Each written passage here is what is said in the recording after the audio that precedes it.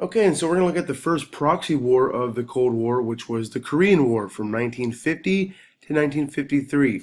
It's important that we understand this concept for the test. Here we go.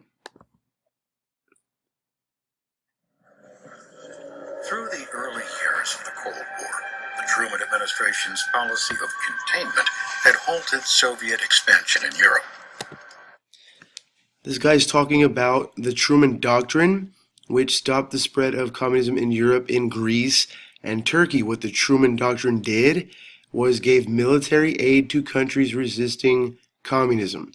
Okay, so the Truman Doctrine is what that gentleman was talking about. Here we go. Attempts to halt the spread of communism elsewhere were much less successful. The end of World War II brought renewed violence in a long-running Chinese Civil War. In 1949, Communist leader Mao Zedong launched an all-out offensive to defeat Chiang Kai-shek's nationalist government. American efforts to mediate an end to the conflict failed, and Chiang's government was forced to flee into exile. At home, conservatives blamed President Truman's administration for what they called the loss of China to communism. News that the Soviets had successfully tested their first atomic bomb and a series of sensational spy cases convinced many that the enemy had seized the initiative in the Cold War. In June 1950, these fears seemed to be confirmed when the Communist Army of North Korea launched a blistering attack against its neighbor, South Korea.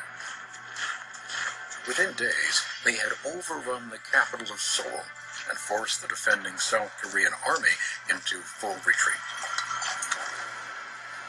The North Korean invasion was the first military challenge of the Cold War.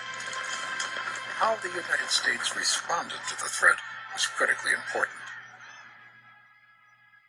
Following World War II, Korea was temporarily divided at the 38th parallel and jointly occupied by the United States in the south and the Soviet Union in the north. The Soviets turned North Korea into a communist state. They installed into power a dictator named Kim Il-sung. In South Korea, the United States established a pro-Western government under Syngman Rhee, an oppressive yet fanatically anti-communist leader. Both Rhee and Kim aspired to unite Korea under their own rule, but neither the U.S. nor the Soviet Union would allow their client states to start a war. That changed in 1950. Kim finally convinced Joseph Stalin to support his invasion of South Korea. Kim would provide the troops, Stalin would supply the military hardware, and Mao Zedong, if it became necessary, would provide Chinese reinforcements. Kim promised that victory would be swift and decisive, but it would be neither. Half a world away, the North Korean invasion sparked intense debate in Washington. Was the assault ordered by the Soviets? Was this the beginning of World War III? President Truman and his advisors quickly decided to take action. An act of aggression such as this creates a very real danger to the security of all free nations. This challenge has been presented squarely. We must meet it squarely.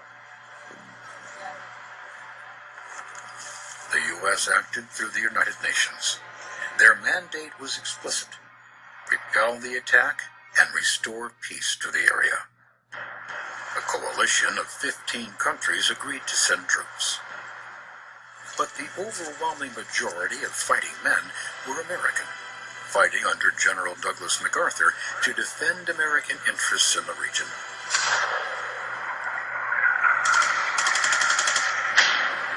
In diplomatic language, it was termed a police action, but it was a war. In the words of military historian Slam Marshall, the century's nastiest little war. General MacArthur rushed his troops to the battlefront. But the ill-prepared units were completely overwhelmed by the disciplined North Korean army. fighting with Soviet tanks and artillery. Within a month, MacArthur's army had retreated to the tip of the Korean peninsula, near Pusan, while plans were laid for a daring amphibious landing behind enemy lines at the port of Incheon. If it were successful, the North Korean army could be trapped. If it failed, UN forces might be wiped out entirely. The assault at Incheon came on September 15, 1950. It was a gauntlet. Dangerous currents, extraordinary tides, defense fortifications, and massive seawalls. One planner described the obstacles. We drew up a list of every natural and geographic handicap, and Incheon had all of them. Despite the challenges, the invasion was a stunning success.